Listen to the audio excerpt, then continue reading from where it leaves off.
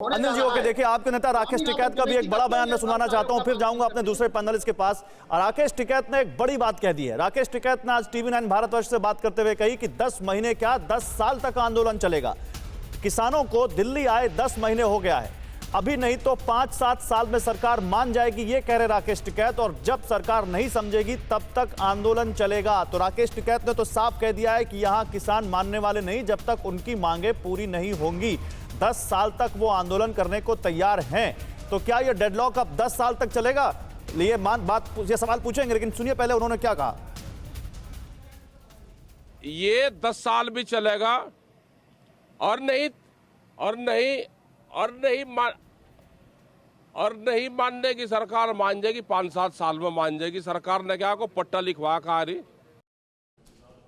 मनोज जी, 10 साल तक डेडलॉक चलेगा क्या? ये देखिए, ऐसा है गौरव जी, सरकार तो डेडलॉक तोड़ने के लिए तैयार है, लेकिन ये बोल रहे हैं कि इन तीने काले कानूनों को सबसे पहले रद्द करो। मुझे बताइए, इन तीने काले कानूनों को जिसकी बात करते हैं, क्या एमएसपी उसमें खत्म हो गया? क्या एपीएमसी मंडियां खत्म हो गया? क्या किसी की जमीन हड़पी जा रही? कोई किसी क्लोज में नहीं लिखा हुआ है। लेकिन मैं पूछना चाहता हूं कि भाई, जब भारत सरकार कह रही है कि आइए वार्ता कीजिए, हम रात के 2 बजे भी हम बैठे हुए हैं, और जब ये तीनों कानून जब लागू ही नहीं हो रहा है, 18 महीने तक सर्वोच्च न्यायालय का फैसला है, उसके अंदर जजमेंट है, तो फिर ड्रामा किस चीज का? ये केवल राजनीतिक स्टंट है और कुछ भी नहीं है। 26 फरवरी को भी इन्होंने तांडव किया था, इसी तरह का अभी भी तांडव करने का प्रयास कर रहे हैं। और एक बात और मैं बता दूं गौरव जी, 2011 में अन्ना हजारे के आंदोलन की कोख से जिस तरह अरविंद केजरीवाल की पार्टी का जन्म हुआ था, उसी तरह देखिएगा कि ये भी एक नई पार्टी का यहां से नहीं। लेकिन यहां पर आप जो बात कह रहे हैं, ये बात ना तो किसानों को समझ में आ रही है और ना तो विपक्षी पार्टियां मान रही हैं।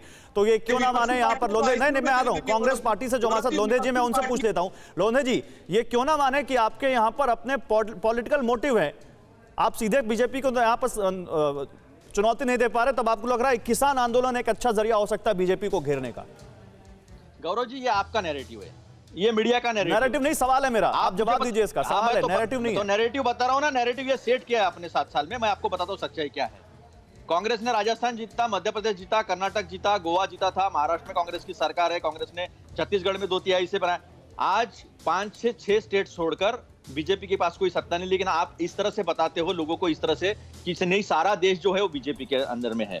पहली आपके गलत नैरेटिव मैं बता रहा हूं। दूसरी बात, आप कौन सा चैनल देखकर आए हैं यहाँ पर बोल रहे हैं? जो मैं आपसे कुछ पूछ रहा हूँ, आप मुझे कुछ और ज्ञान दे रहे हैं। अरे लोंधे जी, मैं आपसे ये पूछ रहा हूँ कि ये क्यों ना माने कि पॉलिटिकल पार्टियां इंक्लूडिंग कांग्रेस इस किसान आंदोलन का फायदा उठा रही हैं अपने पॉलिटिकल हित के लिए? मेरा सीधा सवाल, आप जवाब दे दीजिए। ये ऐसा है कि ये बीजेपी नहीं है जिसने पिछले 70 साल में आंदोलन करके, आगजनी करके, तोड़फोड़ करके जो काम किया, ये कांग्रेस नहीं है। कांग्रेस किसानों के साथ खड़ी है। क्या कहा किसानों को बीजेपी ने? कभी सवाल पूछा आपने किसानों को? मैं तो आपके सामने पूछ रहा हूं कि डेडलॉक क्यों नहीं टूट रहा है। गौरव जी, मैं तो आपके सामने पूछ रहा हूं मनोज जी से कि डेडलॉक क्यों नहीं टूट रहा है। मैं पूछ रहा हूं गौरव जी, आप मुझे बोलने दीजिए। जब गौरव जी बोलते हैं तो आप बीच में नहीं बोलते। नहीं, बोलिए, बिल्कुल बोलिए, जल्दी से, 20 सेकंड है, समय खत्म हो रहा है। चीन परस्त कहा, पाकिस्तान परस्त कहा, आतंकवादी कहा, उनके ऊपर इनकम टैक्स की रेड कराई है, 700 किसान मर गए हैं। इस देश के प्रधानमंत्री लाल किले से सारी बातें करते हैं, लेकिन वहां 30 किलोमीटर पर बैठे किसानों से बात नहीं करते। बजाय बात करने के